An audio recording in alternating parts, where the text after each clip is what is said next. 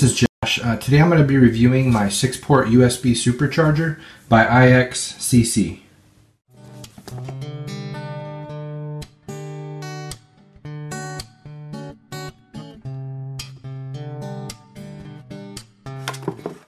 Contents include the charging station, comes with an AC power cord, a 12-volt 4-amp power adapter, user manual, and warranty card.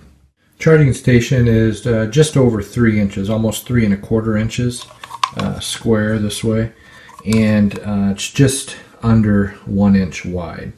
It has a black matte plastic finish here. There's no metal on it on the outside anyways. You can see that there's their logo on the front there. On the bottom you've got 4 rubber feet, that way I can set it down and it doesn't scratch my desk, and it has a good grip to it as well. It's not real heavy as well.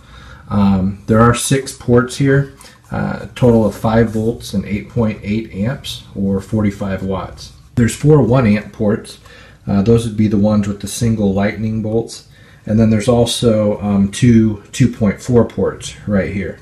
Those are the ones that have the, I believe they called it supercharging ports or the smart chips in them.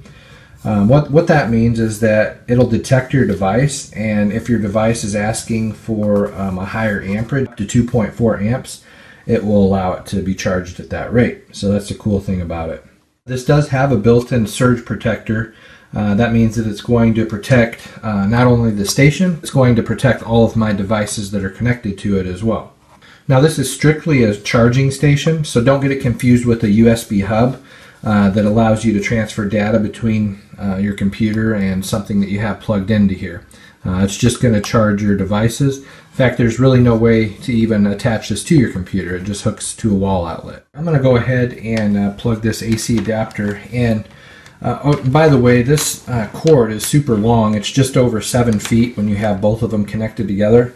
That's one of the longest I've seen in the ones that I've tested. So I'm going to go ahead and plug this in. If you'll notice, there's an LED light indicator up here, but it's not on. That's because there is a power switch on here. You can choose to have this powered on or off even when it's plugged in. So I'm just going to go ahead and turn that on. And as you can see, it's a light blue LED light. I've got my Kindle Fire HD here. I'm going to go ahead and plug it into one of the ports here. I'll just plug it into one of the smart chip ports. And it should turn on. There we go. Okay, and as you can see up here in the top right, it's got a battery icon with the lightning bolt, meaning it is charging.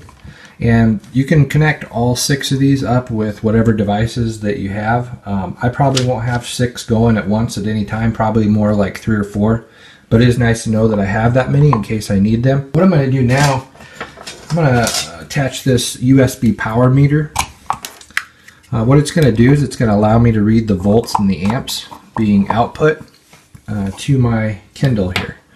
So I'm going to put it on volts, and as you can see, the voltage reading from my charging station is about 5.29. I'm now going to plug my Kindle through the USB meter, so it's going to read everything coming out of here.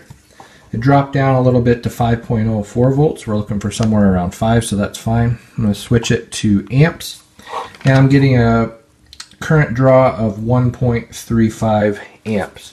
So my Kindle is telling this charging station on the smart port, this is how many amps it wants. It can go all the way up to 2.4, depending on how many amps my Kindle is asking, and also the charging process and where it's at in the charging process. This review was done by Josh.